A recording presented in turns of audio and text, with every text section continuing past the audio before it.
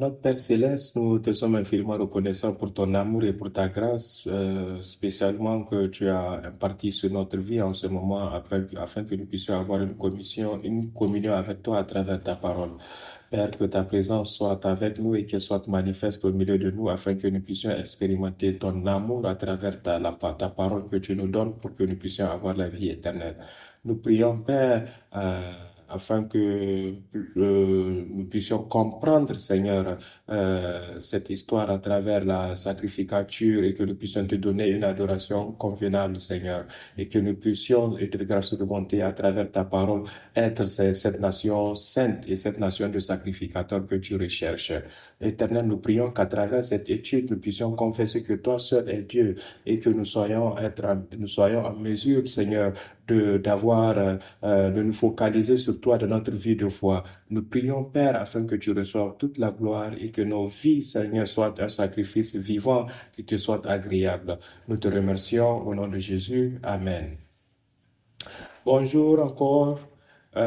Certainement, vous avez pu remarquer cela que c'est un enseignement qui a été enregistré. Je m'excuse de ce que nous ne pouvons pas faire cela en ligne, mais parce que j'ai des responsabilités, des engagements à notre Église. Mais j'ose croire qu'à partir de la semaine prochaine, nous pouvons avoir une étude en live ensemble, n'est-ce pas? Alors, nous allons aller dans notre thème. Notre message aujourd'hui, c'est la sacrificature et l'histoire de la rédemption. La sacrificature et l'histoire de la rédemption.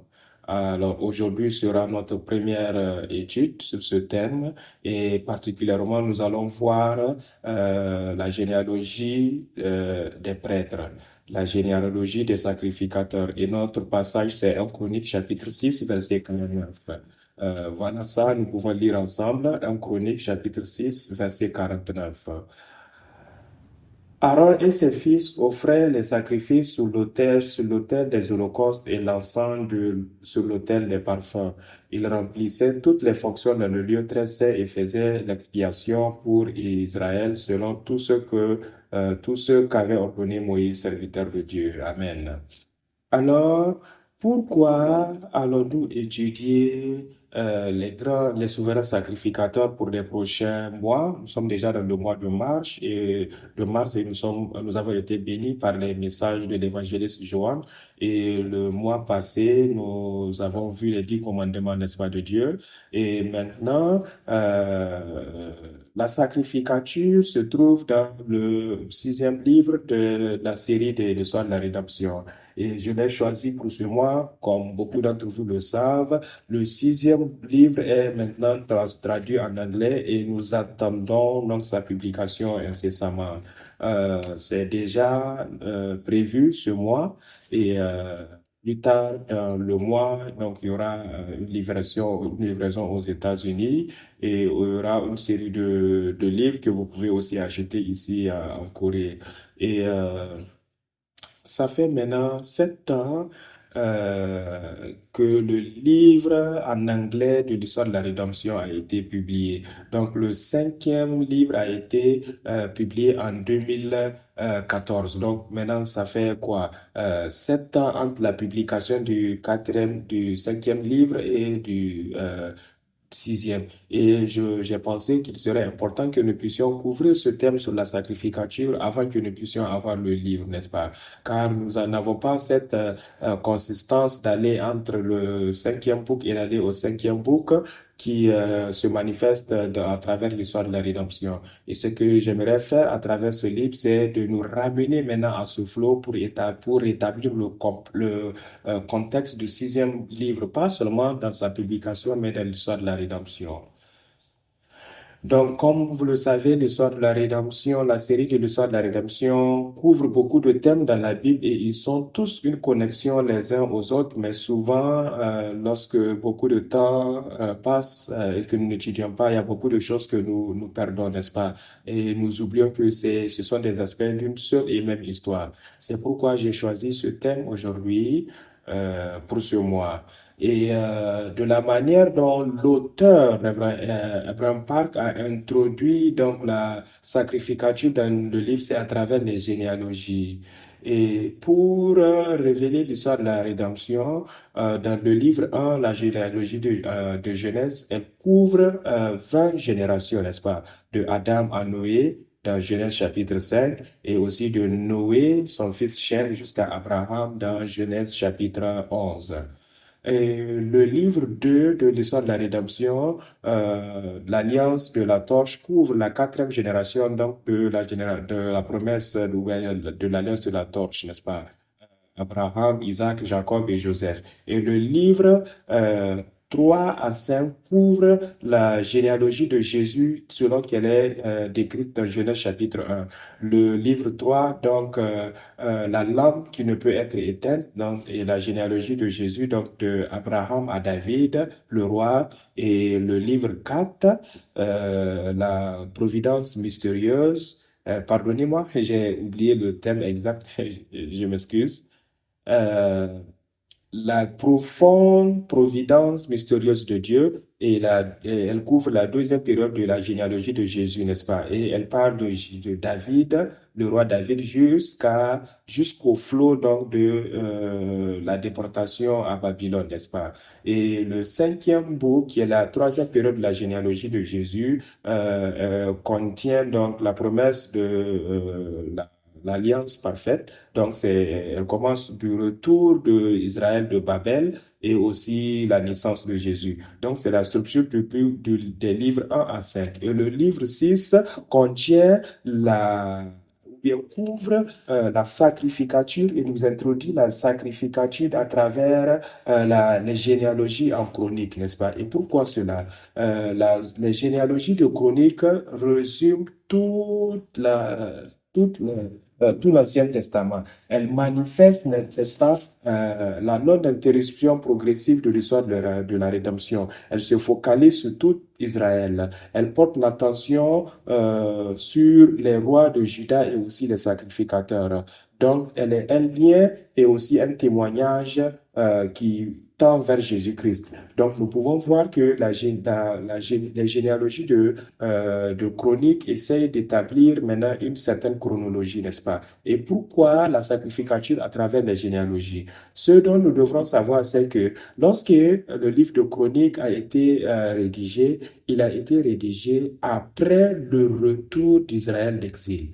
Les livres de chroniques ont été écrits après le retour d'exil des enfants d'Israël. Donc, ils avaient besoin de connaître leur histoire. Et donc, ça a couvert l'histoire de Abraham jusqu'à David, de David jusqu'à la chute de la nation et de la chute de la nation, c'est-à-dire du retour d'exil jusqu'à la naissance de Jésus. Donc, elle établit le contexte, comment le peuple de Dieu est en principe le véritable peuple de Dieu. C'est pourquoi nous avons la généalogie de chroniques. Et cela a été rédigé de telle sorte que le peuple se souvienne qu'ils sont le peuple de Dieu. Maintenant, le grand passage, c'est Deutéronome 32, verset 7, n'est-ce pas? Rappelle à ton souvenir les anciens jours. Demande à ton père, il te dira, demande aux anciens, il te racontera. Pourquoi cela est-il important? Nous devrons comprendre le contexte de ce verset, n'est-ce pas? Et nous pouvons comprendre cela à travers Deutéronome chapitre 31, n'est-ce pas? Particulièrement le verset 14 et 30. Pourquoi ce verset a été écrit? Pourquoi il reçoit beaucoup plus d'intérêt, n'est-ce pas, pour se souvenir des jours anciens? Nous devrons nous souvenir de notre passé. Nous devrons considérer les années de toutes les générations, n'est-ce pas? Nous devrons demander nos pères et nos anciens d'aller dans le passé et de puiser dans l'expérience de ceux qui nous ont précédés. Pourquoi cela est-il important? Donc, si nous voyons dans Deutéronome chapitre 31, le verset 16. L'Éternel est ici en train de parler à Moïse. Et voilà ce qu'il dit. Voici, tu vas être couché avec tes pères. Et le verset, il dit, et l'Éternel dit, voici, tu vas être couché avec tes pères. Et ce peuple se lèvera et se prostituera après les dieux étrangers du pays au milieu duquel il entre. Il abandonnera et il violera mon alliance que j'ai traitée avec lui. Donc, souvenez-vous de cette partie-là, la dernière partie de Deutéronome. Euh, il dit, il m'abandonnera et il violera mon alliance que j'ai traitée avec lui.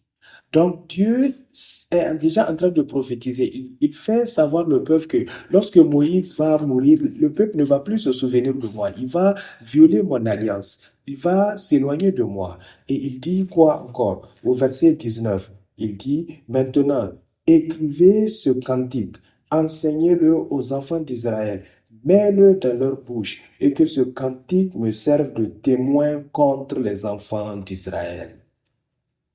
Alors, Deutéronome chapitre 32, verset 7 fait partie maintenant de ce cantique, n'est-ce pas? Que le peuple doit se souvenir de telle sorte que lorsqu'ils vont s'égarer, lorsqu'ils vont pécher contre Dieu, lorsqu'ils vont briser, ils vont violer donc l'alliance et le commandement de Dieu, ils vont désobéir à sa parole et qu'ils vont se retrouver dans des problèmes et ils vont se demander pourquoi nous sommes dans ces problèmes. Dieu va leur dire, enseigne-leur ce chant afin qu'ils puissent se rappeler, afin qu'ils puissent se souvenir de ma parole et qu'ils puissent se rappeler comment revenir, comment être restauré à nouveau. Et quelle est la clé? C'est se rappeler, se souvenir des anciennes années, n'est-ce pas, de génération en génération, demander aux pères et aux anciens pour qu'ils leur disent. Alors, si nous regardons encore en profondeur, dans le verset 29, Moïse est maintenant en train de parler au peuple, n'est-ce pas? Euh, il est en train de dire que s'il était sage, voici ce qu'il comprendrait et il penserait à ce qui leur arrivera. Comme un seul en poursuivrait-il mille. Et maintenant, comment Moïse savait que cela allait se passer? Parce que Dieu leur a dit que cela allait se passer, n'est-ce pas? Et Moïse dit au peuple, n'est-ce pas? Au verset 30, n'est-ce pas? N'est-ce pas? Au verset 30, Moïse dit, euh, Moïse, en fait, les avait déjà avertis qu'ils allaient tomber. Mais vous devrez savoir comment revenir et comment cela euh, prêter oreille aux cieux et que la terre, le ciel parle et que la terre écoute la voix de ma bouche. Moïse est en train de dire, écoutez-moi, verset 2, que mon enseignement parvienne à leurs oreilles. Que mes instructions se répandent comme la pluie, que ma parole tombe. Verset 3. Car je proclamerai le nom de l'Éternel, n'est-ce pas? Nous avons étudié cela la semaine dernière. Car je proclamerai le nom de l'Éternel. Rendez gloire à notre Dieu. Il est le rocher, ses œuvres sont parfaites. Nous allons au verset 6. Et il parle du péché que le peuple va faire. Est-ce que l'Éternel peut vous en rendre? Est-ce l'Éternel que vous en rendrez responsable, peuple insensé et dépourvu de sagesse? N'est-il pas ton Père, ton Créateur? N'est-ce pas lui qui t'a formé et qui t'a affermi? Moïse est en train de dire, c'est lui qui t'a formé. Et il dit au verset 7, rappelle à ton souvenir les anciens jours, passe en revue les années, génération par génération, interroge ton Père et il te rappelle et il te l'apprendra. Donc, il est en train de dire en résumé, rappelle-toi de la généalogie. Considère tous les pays, les peuples, les gens qui sont venus avant toi. Donc, à travers la généalogie, lorsque nous étudions d'Adam à Abraham, nous apprenons l'arche de l'alliance, nous apprenons Jacob et Isaac, hein, de David à Babylone et de Babylone jusqu'à Jésus, n'est-ce pas? Alors maintenant, nous arrivons au livre 6 et nous étudions comment les prêtres, n'est-ce pas? Et nous commençons avec la généalogie des chroniques. Premièrement, nous devrons nous souvenir comment adorer. Exode chapitre 29, versets 44 à 46. Je vais consacrer la tente de l'adoration et je vais consacrer Aaron et ses enfants comme prêtres pour moi. Je serai leur père et ils seront mon Dieu. Ils connaîtront que je suis l'Éternel, leur Dieu, qui les a fait sortir du pays d'Égypte pour habiter au milieu d'eux. Je suis l'Éternel, leur Dieu. Donc, ce verset ici, Exode chapitre 29, verset 44 à 46, est important parce qu'il parle de l'adoration. Il parle de l'adoration à travers les sacrificateurs qui rendent ministère à Dieu. Et à l'endroit de l'adoration, n'est-ce pas, j'habiterai parmi eux. Là, il est en train de parler de tabernacle, du temple. Il parle de l'endroit où l'adoration doit être conduite. Et le peuple saura que je suis l'Éternel, leur Dieu. Donc, il est en train de parler de la tente d'adoration et le sacrificateur de tout ce dont il a besoin pour l'adoration. Mais auparavant, avant que Dieu ne mette l'accent sur l'administration de l'adoration, Exode chapitre 19. En Exode chapitre 19, il dit au peuple, maintenant, si vous obéissez à ma voix et gardez mon commandement, n'est-ce pas? Souvenez-vous, vous savez, Dieu a dit à Moïse que le peuple va briser son alliance. Mais il dit, maintenant, si vous écoutez ma voix, si vous gardez mon alliance, vous m'appartiendrez entre tous les peuples, car toute la terre est à moi. Donc, dans tout ce que Dieu a créé, le peuple de Dieu, Israël, est sa propre possession. Et le verset 6, vous serez pour moi un royaume de sacrificateurs et une nation sainte. Voilà les paroles que tu diras aux enfants d'Israël. Alors, pendant que la sacrificature est définie spécifiquement à travers la généalogie de Aaron et ses enfants, et ses fils et la tribu des Lévites, la tâche des Lévites, la grande tâche d'être un sacrificateur et d'œuvrer pour Dieu, de servir Dieu, est quelque chose qui repose sur toute la nation, qui repose sur tout le peuple de Dieu, n'est-ce pas? Tout le peuple de Dieu était royaume de sacrificateurs et une nation sainte. Une nation sainte, c'est-à-dire vous êtes séparés, vous êtes spécial, vous avez été spécifiquement désigné comme étant unique, comme appartenant à Dieu. Et cela s'applique à qui? À tous les enfants d'Israël. Et qu'est-ce que nous devrons faire? Nous devrons garder le commandement de Dieu. Et plus auparavant, Jésus a dit, il va les punir. Pourquoi? Parce qu'ils vont pas garder son alliance. Donc, garder le commandement de Dieu, c'est cela qui démontre qu'ils sont ses enfants, qu'ils sont son royaume, qu'ils sont saints devant lui. Mais qu'est-ce qui s'est passé? Israël est devenu un royaume. David a été instauré comme roi, mais nous avons maintenant ces séries, maintenant des événements malheureux, n'est-ce pas? La deuxième période de la généalogie. Nous pouvons voir que plus haut, nous avons résumé la première période, n'est-ce pas, de l'alliance ou la promesse qui a été faite avec Abraham jusqu'à l'établissement d'Israël en tant que nation. La deuxième période, nous avons la chute, n'est-ce pas, où la monarchie a été divisée. Souvent, ils sont bons, souvent, ils sont mauvais. Et dans 2 Chroniques 36, verset 14, nous résume tout cela, n'est-ce pas? Tous les chefs des sacrificateurs et le peuple multiplièrent aussi les transgressions selon toutes les abominations des nations. Et ils profanèrent la maison de l'Éternel qu'il avait sanctifiée à Jérusalem. Maintenant, qu'est-ce qu'il est en train de dire? Les chefs des sacrificateurs. Ici, on est en train de parler de ceux qui étaient censés, n'est-ce pas, conduire l'adoration. Et ces représentants d'Israël, ils ont été infidèles. Ils ont profané, n'est-ce pas, le temple de Dieu. Eux qui étaient censés être une nation sainte de sacrificateurs, qui est séparée de toute autre abomination du monde. Mais ils ont pris part, en fait. Ils ont profané la maison d'adoration de Dieu. Ils ont profané la maison où Dieu était censé recevoir toute l'adoration en tant que Dieu unique. Là où les hommes étaient censés manifester la sainteté de Dieu, mais cela ne s'est pas passé. Donc, nous voyons la conséquence au verset 17. Alors l'Éternel fit monter contre eux le roi des Chaldéens, donc Babylone, et tua par l'épée leurs jeunes gens, dans la maison de leur sanctuaire. Il n'épargna ni le jeune homme, ni la jeune fille, ni le vieillard, ni l'homme aux cheveux blancs. Il livra tout entre ses mains.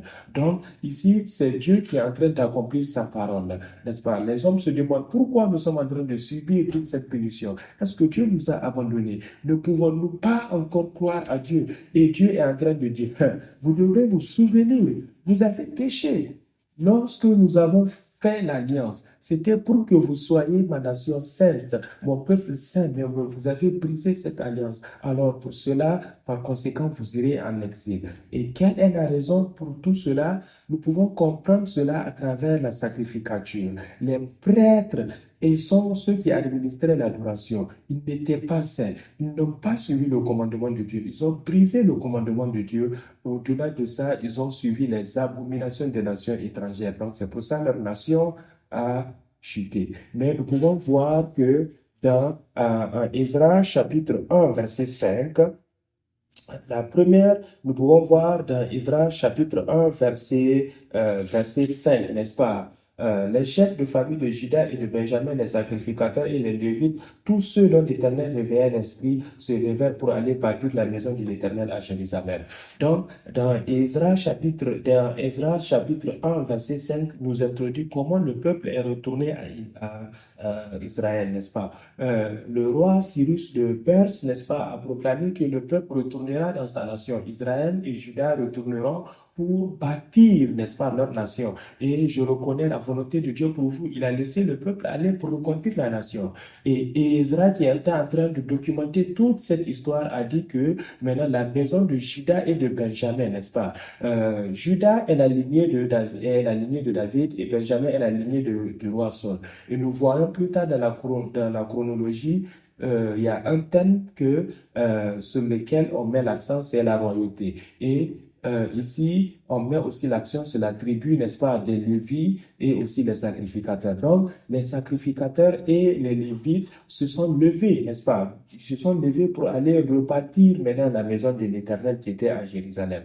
Donc, nous allons restaurer l'adoration. Et voilà ce qu'il dit dans le livre 5. Lorsqu'il parle maintenant de l'auteur de Chronique, en fait, nous ne savons pas clairement qui a rédigé Chronique. Mais lorsque nous regardons à l'intérêt ou bien ce sur quoi la généalogie met l'accent et ce sur quoi l'œuvre d'Isaac a consisté, nous pouvons voir que les Chroniques et le livre d'Ezra et aussi le livre de Néhémie, dans le livre 5, nous voyons qu'il y a eu un débat que c'est possiblement Ezra qui a documenté tous ces livres. Ezra avait donc la tâche d'enseigner la parole de Dieu pour les rappeler qui ils étaient. Et pour qu'il le fasse, c'est comment? C'est à travers l'histoire des familles, à travers la généalogie. Donc, ils avaient besoin de comprendre comment ils sont venus de Dieu, comment ils devraient adorer de manière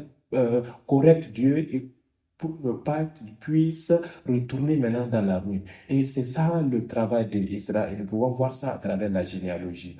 Donc, lorsque nous regardons la généalogie dans les livres de chroniques, il y a ce qu'on appelle la structure la structure chiastique. Nous avons premièrement dans 1 Chronique chapitre 1, n'est-ce pas, le monde devant Israël. Nous avons aussi tous les fils d'Israël. Nous avons 1 Chronique 2, 3, Judas à travers le roi David. Nous avons 1 Chronique 4, 24, n'est-ce pas, les tribus d'Israël.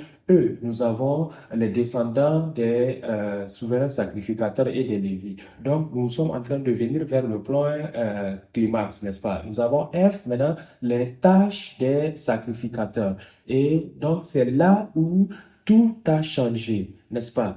Les souverains sacrificateurs, au début, c'était Aaron, n'est-ce pas? Nous avons les descendants des Lévi et aussi leur établissement. Nous avons D', maintenant, les tribus d'Israël. En C', nous avons Benjamin. B', nous avons tout Israël compté, recensé. Nous avons A', maintenant, la reconstruction d'Israël. Donc, la structure chiastique consiste à commencer avec le premier et elle arrive jusqu'au centre qui est le point culminant. Et elle revient maintenant pour reconstituer tous les autres thèmes et dans la même structure. Nous avons un A et A', maintenant nous avons le monde devant Israël et la reconstruction d'Israël. Nous avons B', n'est-ce pas? Tous les enfants d'Israël et tous les enfants d'Israël recomptés. Nous avons C, Judas et la lignée de David. Nous avons Benjamin et la lignée de King Saul. Nous avons la tribu d'Israël et les tribus d'Israël. Et plus nous arrivons au centre, n'est-ce pas? La structure chiastique, là où nous avons l'intérêt, n'est-ce pas? Elle est en train de tendre vers le point essentiel, n'est-ce pas? Et c'est ça le centre de la généalogie. Nous avons les descendants des souverains sacrificateurs et les Lévites, n'est-ce pas? Les souverains sacrificateurs, c'est eux qui avaient la responsabilité de conduire l'adoration. Et les souverains sacrificateurs, c'est eux qui étaient en charge de tout ça, sont tombés maintenant dans le centre de cette structure qui a été. Alors, en quoi cela met l'attention? Il met l'attention sur l'administration de l'adoration par les sacrificateurs. Donc, Ezra enseigne d'où ils viennent et si nous retournons à Exode 19, il leur dit, vous êtes une nation choisie, vous êtes un royaume. Ça veut dire que vous avez besoin d'un roi. Vous êtes des sacrificateurs du roi. Vous êtes un royaume de sacrificateurs. Donc, il met l'action sur une royauté, sur un royaume, n'est-ce pas? Et l'aspect central, c'est comment adorer Dieu de manière propre. Dans 1 Chronique, chapitre 6, versets 48 et 49, donc là, c'est le verset central de la généalogie, n'est-ce pas? Leurs frères, les Lévites, étaient chargés de tout le service du tabernacle de la maison de Dieu. Aaron et ses fils offraient les sacrifices sur l'autel des holocaustes et l'encens sur l'autel des parfums. Ils remplissaient toutes les fonctions dans le lieu très saint et faisaient l'expiation pour Israël selon tout ce qu'avait ordonné Moïse, serviteur de Dieu. Alors, c'est cela le point central de la généalogie. Il met l'accent sur les sacrificateurs, n'est-ce pas, qui administrent une adoration convenable devant Dieu en gardant ses commandements. Alors, cette structure chiastique qui met l'accent sur l'administration de l'adoration par les sacrificateurs, n'est-ce pas? En fait, elle renvoie à l'adoration dans le temple et dans le tabernacle, qui renvoie aussi à Jésus-Christ. Alors, le point central de la généalogie, c'est Jésus-Christ lui-même, qui est venu comme étant notre grand souverain sacrificateur, qui est venu nous enseigner comment véritablement adorer Dieu. Hébreux chapitre 8, versets 1 et 2. Maintenant, le grand point de ce que nous venons de dire est le suivant. Nous avons un souverain sacrificateur qui a pris sa place à la droite du Père, n'est-ce pas? Et il administre dans le un administrateur dans le sanctuaire et dans le vrai tabernacle, n'est-ce pas? Donc, nous avons une administration de toute cette histoire qui met l'action sur Jésus-Christ, qui est notre grand prêtre, n'est-ce pas? Notre souverain sacrificateur dans le vrai tabernacle. Donc, si nous revenons au livre 1, d'Adam à Abraham, qui couvre aussi Isaac, Jacob et Joseph, le livre 2, le royaume de Dieu, le livre 3, la chute de toute cette nation, book 4, book 5, la restauration, book 5 et 6, c'est la généalogie de Jésus. Le book 6, maintenant, qui couvre toute la généalogie de l'Ancien Testament qui se trouve dans le livre de Chroniques, n'est-ce pas? Et en mettant l'accent sur le souverain sacrificateur. Et le véritable grand sacrificateur est nul autre que Jésus-Christ, qui est le centre de la généalogie. Donc, nous pouvons voir qu'à travers la généalogie, nous avons vu de Adam à Abraham, d'Abraham à David, de David à Jésus. Nous avons vu la chute de l'homme, la restitution du royaume. Nous avons vu à travers la chronologie de Chroniques un autre aspect de la sacrification, c'est comment il met l'accent sur Jésus-Christ, n'est-ce pas? Nous, en tant que royaume de Dieu, nous devons donner une adoration véritable à Dieu pour être le peuple de Dieu. Et tout cela, l'accent est mis sur le grand sacrificateur dans la généalogie. Donc, lorsque nous lisons le livre 6, nous devrons avoir cette mentalité. Lorsque nous lisons la Bible avant l'histoire de la rédemption, nous pouvons nous dire, c'est quoi la signification de cette généalogie? Qu'est-ce que ça veut dire? Qu'est-ce qu'il a pris, blablabla, pour venir écrire cela, n'est-ce pas? Donc, nous saurons les histoires, mais la généalogie a toutes ces histoires, n'est-ce pas? Et lorsque nous regardons à la structure de Chronique, comment Chronique a été structurée, nous pouvons voir comment, n'est-ce pas, dans toute cette histoire que nous appelons ennuyante, nous pouvons voir comment Jésus-Christ se tient au centre comme étant le grand souverain sacrificateur qui rend ministère pour nous devant Dieu et dans le véritable tabernacle. Et il est le médiateur maintenant de la nouvelle alliance, n'est-ce pas? Dieu dit, si vous voulez être une nation de sacrificateurs dans Exode 18, nous devrons garder son alliance. Mais nous l'avons brisée. C'est pourquoi nous sommes allés en exil. Mais Dieu est en train de restaurer cette alliance, cette promesse à travers Dieu. Hébreux chapitre 8, n'est-ce pas? Verset 6. Mais maintenant, il a reçu. Hébreux chapitre 8, verset 6. Chapitre 8, verset 6. Verset 11. Hébreux chapitre 9, verset 11. Mais Christ est venu comme souverain sacrificateur des biens à venir. Il a traversé le tabernacle plus grand et plus parfait qui n'est pas construit de main d'homme. Donc, lorsque nous voyons l'accomplissement ou bien les prêtres, les sacrificateurs sur cette terre, ce sont tous des humains. Mais malgré le fait qu'il soit le souverain prêtre le plus véritable, il a accepté de venir pour souffrir pour nous parce que nous, en tant qu'hommes corrompus, nous avons toujours péché, nous ne sommes pas parfaits. Mais qu'est-ce qu'il dit dans Hébreux chapitre 9, verset 11? Christ a paru, n'est-ce pas? Mais Christ est venu comme souverain sacrificateur des biens à venir. Il a traversé le tabernacle, il est venu de Dieu. Donc nous pouvons placer notre confiance en lui, n'est-ce pas? Jérémie chapitre 31, verset 31. Voici, les jours viendront, déclare l'Éternel, où je ferai une nouvelle alliance avec la maison d'Israël et avec la maison de Juda. Quand est-ce que Jérémie a proclamé cela? C'est après qu'Israël soit allé en exil, n'est-ce pas? Spécifiquement, cela a été fait après après que le roi Joachim et tout le peuple d'Israël a été pris en exil, lorsqu'ils ont perdu tous les leaders de la nation, lorsque vous pensez que, ah Seigneur, qu'est-ce que nous allons faire? Jérémie a proclamé cette alliance. Il y aura une nouvelle promesse, une nouvelle alliance. Et c'est la nouvelle alliance que Jésus est venu accomplir. Luc 22, verset 20b, cette coupe qui a été versée pour vous est la nouvelle alliance à mon sang. Comment le prêtre fait son alliance à travers le sacrifice, à travers le sang. Jésus, qui est le souverain sacrificateur, a donné son sang pour donner l'exemple de vrai sacrifice. Et c'est pourquoi il est le véritable grand king. Donc, Éphésiens chapitre 1, verset 7, en lui nous avons la rédemption, à travers son sang nous avons le pardon de nos péchés selon ses richesses et sa grâce. Hébreux chapitre 9, maintenant verset 12.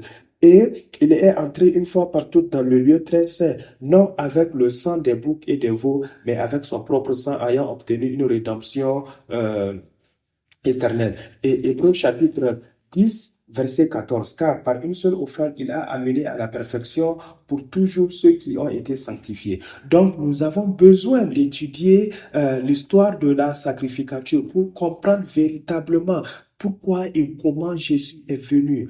Pourquoi et comment il est celui qui accomplit la sacrificature. Pourquoi et comment lui, en tant que sacrificateur parfait et éternel, et à travers lui, nous sommes en mesure d'avoir la vie éternelle. Alors, lorsque nous parlons de la vie éternelle, nous, en tant que chrétiens, nous parlons facilement de la vie éternelle. Crois en Jésus et tu auras la vie éternelle. Jean 3, 16. Car Dieu a tant aimé le monde qu'il a donné son Fils unique, afin que quiconque croit en lui ne périsse point, mais qu'il ait la vie éternelle.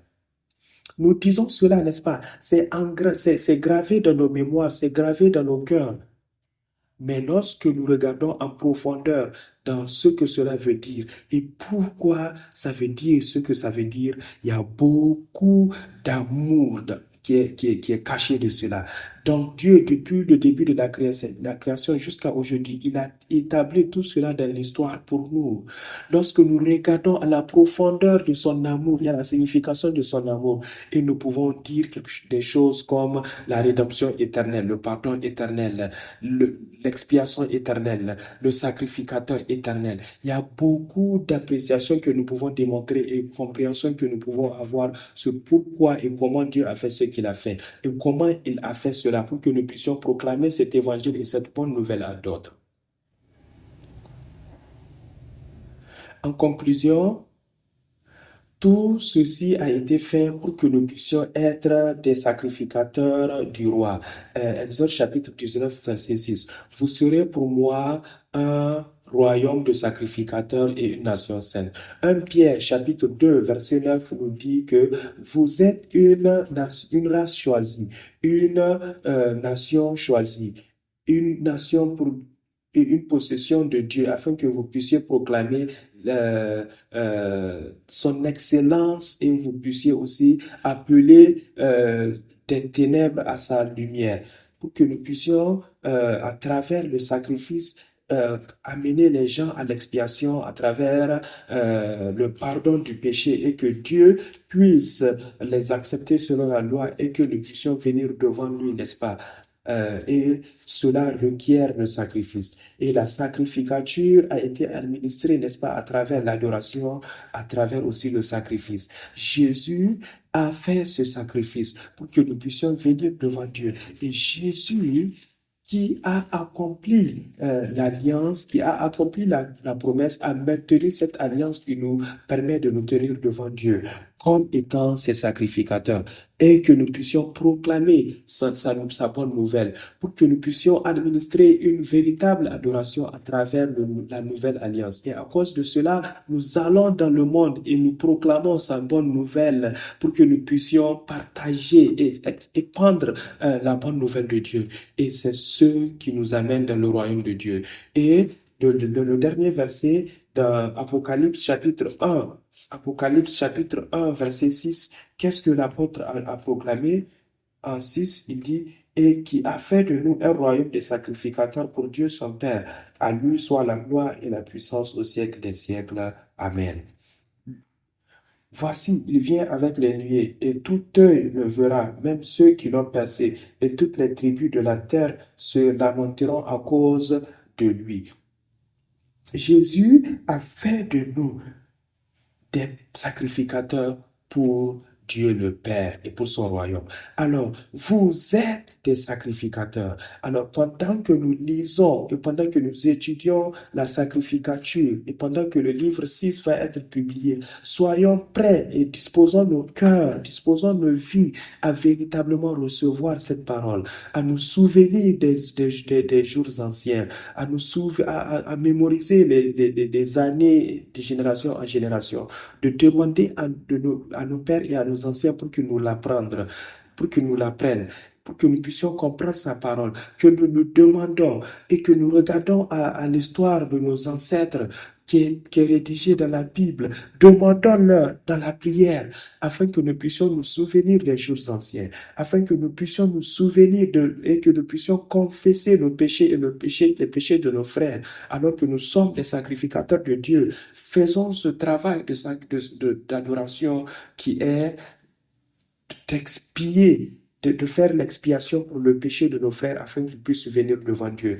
Alors regardons à Jésus, comprenons-le à travers la parole, connaissons qu'il est notre véritable souverain sacrificateur et c'est cela ma prière que nous soyons des sacrificateurs dans son royaume pour que nous puissions déclarer la bonne nouvelle rédemptive de Dieu et que nous puissions révéler les mystères de l'histoire de la rédemption comme cela a été révélé à nous par la grâce de Jésus. Et c'est cela ma prière au nom de Jésus.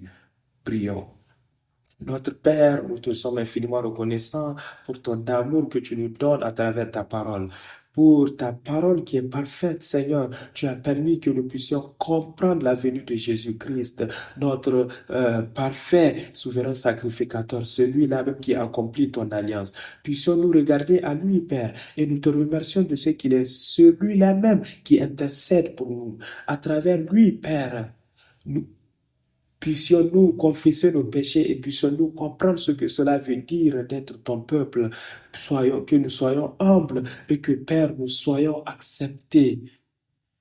La désignation que tu nous as donnée comme étant des sacrificateurs qui ont une tâche devant toi. Père, que nous puissions faire cela pas par nos propres moyens, nos propres forces, mais que nous puissions le faire grâce à Jésus-Christ seulement. Que nous puissions proclamer ton excellence à travers la parole rédemptive à tout le peuple à toutes les nations qui sont prêtes à t'écouter dans le monde. Que nous puissions prendre cette commission et que nous puissions la transmettre à d'autres pères. Que nous puissions regarder uniquement vers toi et aussi regarder à la rédemption que nous avons à travers Jésus et que cela soit une grâce pour nous et pour ton peuple au nom de Jésus. Amen.